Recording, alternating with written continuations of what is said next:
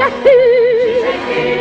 Solmaz kardan, yağıştan, geçer kayadan, taştan, solar seftir bakıştan.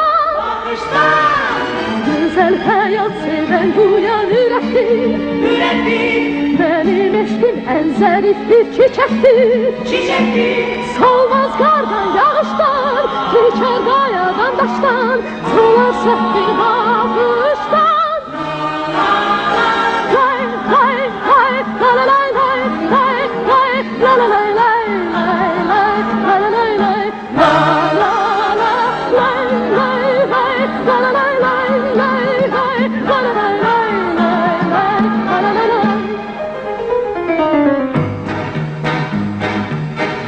Sözden bütün alem değişer.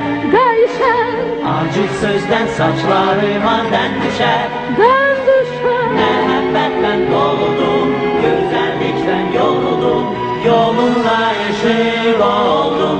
Ben oldum. Bir boş sözden bütün alem değişer. Acı sözden saçlarıma den düşer. Məhəbbətdən doludum, güzellikten yoruldum, yolunda yaşır oldum.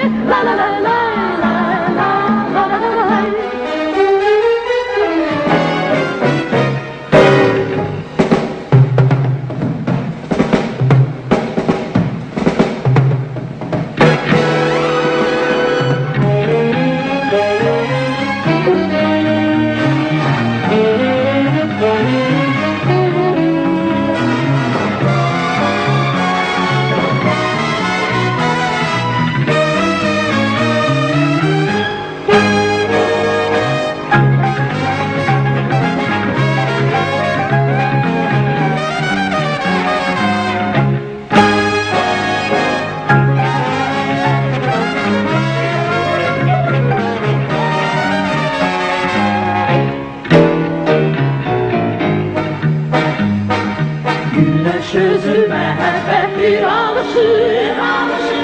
Kainata sevgisindən danışır. Məhəbbətdən doğrulduk, gözəllikdən yoğrulduk, yolunda ışıq olduk. Güneş özü məhəbbətdir alışır. Kainata sevgisindən danışır.